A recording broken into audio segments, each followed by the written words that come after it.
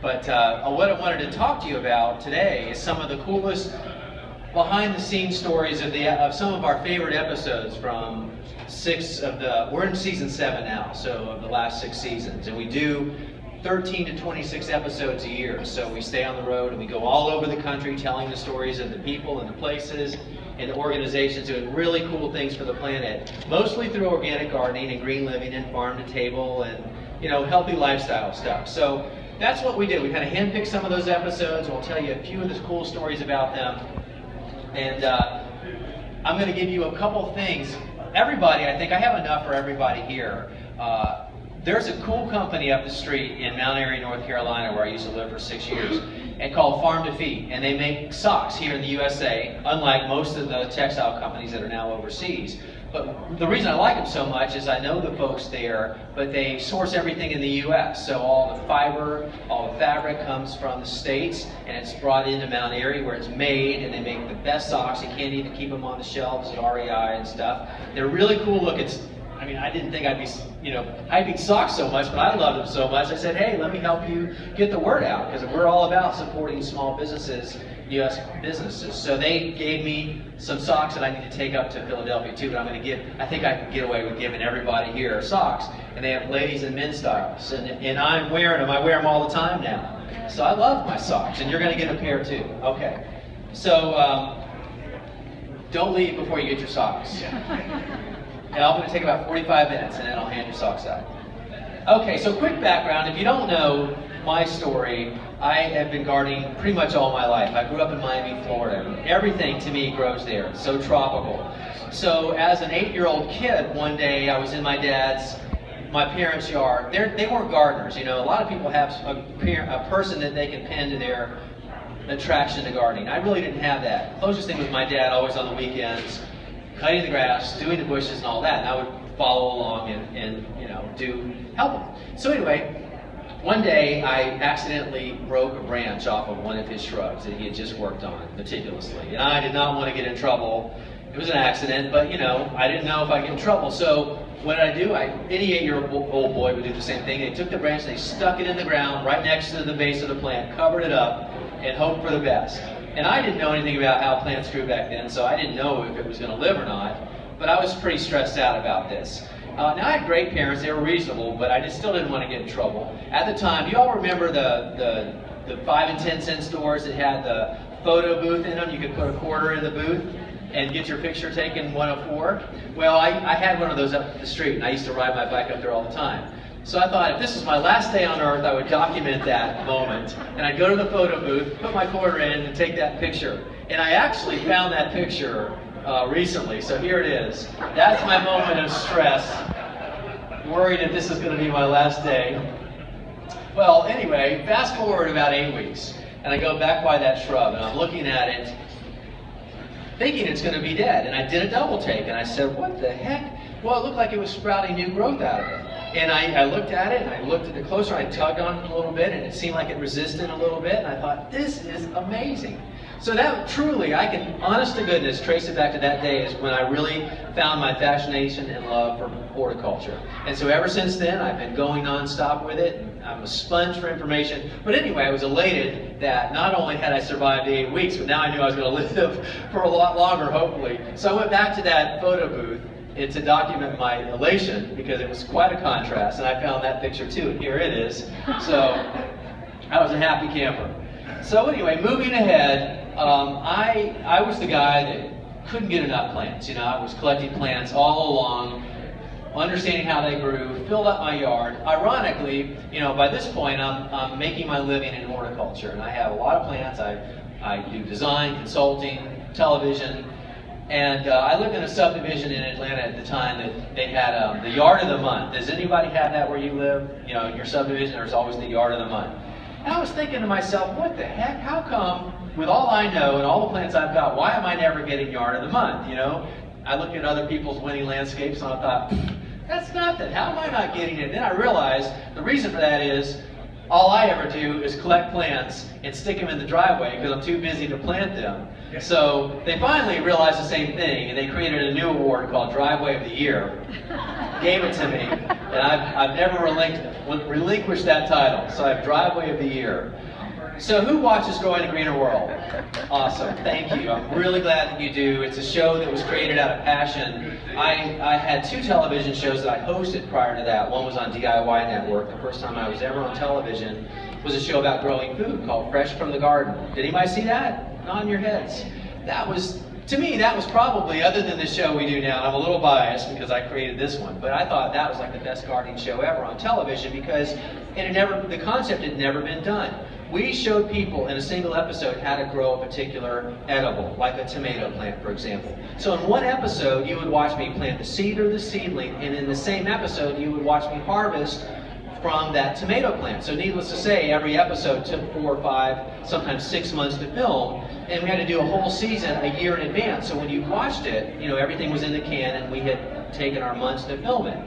And we did that. It was supposed to be 26 episodes, and over the course of a year, and they thought that would be it. But the show was going so well in the first season, they said, hey, people love this show, we love this show, can you keep it going? We said, yeah, we can keep it going. So it turned into 3 years and 52 episodes, and they wanted to keep it going after that. And keep in mind, every single show was filmed in one garden that was 40 by 60 feet, one vegetable garden. It's like, wow, 52 episodes in a space, smaller than this room here. But it worked. But at the end of that 52 episodes, they said, can you keep this going? Because everybody loves this show, but we don't want you to repeat anything. So can you do that? We said, no, we've grown everything you can grow. We've grown things you're not supposed to grow in Georgia, and we did. And that's when the show retired, and that's when I went to Garden Smart for 3 years. And then I left because I wanted to do a show that I felt was really important for the time, and that was to attract a younger generation, keep the traditional gardening show viewers with what they were used to, but bring in an audience that we didn't have anymore. This younger generation had lost their connection. They never had it because their parents probably weren't gardeners. They were both working. And so there wasn't this tie to gardening anymore. So we had to think of a way to make a hip, cool show, feature some people that were doing some very innovative, cutting-edge things, and yet it was still tied to gardening. And so that's how Growing a Greener World was born. Okay, so our team is small but mighty. We're very productive. Our social media person, Chris is on the left, there I am. There's Nathan, our chef out of LA.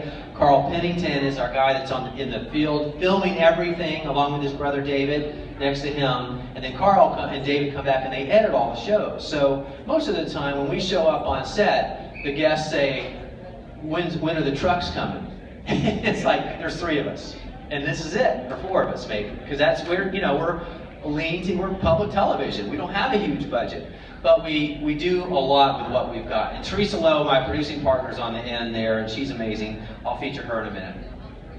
Okay, so our first episode was a pilot. At the time that we filmed the pilot, that's always the riskiest time because you invest all this time and energy and money into an episode that isn't a series yet. And you don't even know if the shows are going to pick it up or the networks are going to pick it up to carry it. But we felt like we had a good idea, and so we went to Philadelphia at a garden center called Greensgrove Farms.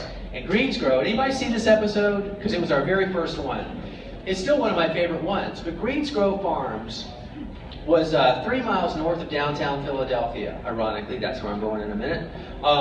And this spot right here, you can see it's surrounded by brownstones. These basically what would today be expensive townhouses, but there, for the longest time, that's all there was. They were run down. There was no fresh local food to be found anywhere. So technically this was in a food desert.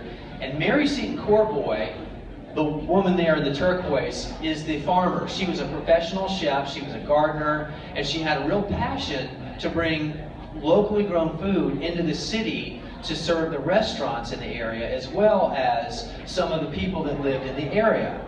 Now here's what's cool about Mary Seton Corboy. She's a real visionary and she's a pioneer. She's one of the most respected urban farmers, not only in the country but the world now, because of her innovative techniques in bringing food into areas that are otherwise unplantable, such as the place where you see here. In fact, when it started, Mary Seton had a vision to get beyond this, because what that land was an urban brownfield. It was an industrial EPA cleanup site because it was so polluted. It was an old galvanized steel processing plant but the land was cheap, of course, and it was available. So Mary Seton said, well, here we are in downtown Philadelphia. What I'll do is I'll use that space. I won't plant into the soil, obviously, but I'll use hydroponics and I'll use raised beds and I'll bring in great soil and I'll start growing things. And now she has this unbelievable garden center that serves the local community. Every week they come and get their fresh produce from not only the local growers but the regional farmers. So now she's got a real connection, not only to just the neighborhood, but to the community and to the region beyond. And so it's a real pipeline of information back and forth, and it's supporting this fantastic array of fresh food. Everything they've done now is with clean energy. She has a community kitchen in the church that's walking distance from the garden center, because a lot of these people who now have access to fresh food have no idea how to cook it and prepare it, so it tastes really good, right? So she has free cooking classes where the people in the area can get their CSA shares that Saturday and then go take a cooking class that night or sometime during the week, and all kinds of things like that. Just a really amazing person, very giving of her information. I'll tell you what, I know I'm in your way, I'll stand up here. And then shares that model around the world with people. So she was our inspiration in our first episode, and we're real proud of her, and it was a great show. So we travel all over the country. One of the places we went many times is New York City, and this is in Brooklyn. And Stacey Murphy, anybody see, do you recall the show that was called Locavores? Locavores is a term that's come up in the last few years to represent people that are hyper-focused on consuming their food, sourcing their food locally, like right in their neighborhoods or right in their backyards when they can. Stacey lived in Brooklyn. She went into the city every day to do her professional work as an engineer. And she became fascinated as she would pass these fruit trucks or these farm stand mobile carts on the sidewalks of New York City all the time. And she thought, man, that looks so good, but here it is, January, and there's this fresh produce out here. Now, where's that coming from? Obviously not from New York City in January. But she felt like there was a model there somewhere that she could take advantage of 800,000 backyards in New York City proper. 800,000, because they were clearly being underutilized. And she thought, well, I don't have a yard, but I've got an idea for a decentralized urban farming model. So what she thought was, what if we took advantage of these tiny backyards and we cleared them for vegetables, and we gave the homeowner a share of the harvest every week, and then whatever was left we could divide up into X number of shares for the neighbors in that area, and we'd have a little mini community-supported agriculture co-op. And so that's what she did. But she didn't have the land, and she didn't know anybody that had a yard that they were going to volunteer. So what she did one day, she went to the local farmer's market in her town, and she stood on the corner, and she said, hey, does anybody have a yard? And she's yelling this, basically, because she didn't know people. She's trying to get their attention. Does anybody have a yard they want farmed? I'll plant it and grow it. You just need to provide the yard. And so a lot of people gave her, this crazy look like, who are you, lady? But finally, somebody took her up on it. And they said, tell me more about what you're wanting to do. So Stacey explained her model, and they agreed, and they said, okay, I'll be your guinea pig. I'll donate my yard. So there was this backyard that was donated. Come to find out, the person that donated the backyard for use was mostly interested in the fact that the yard had become so overgrown that the person needed somebody to clear the land.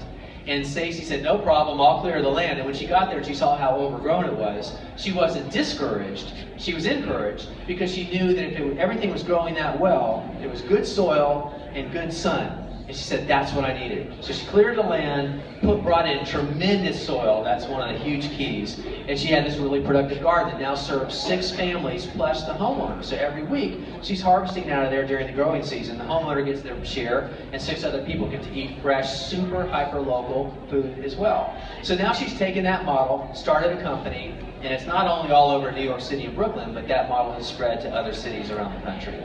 So that was a show we did on Hyper-Locavores. And a really neat person, Stacey Murphy, that we got to feature in the process. And that's what we like to do. We like to feature these people. And there's just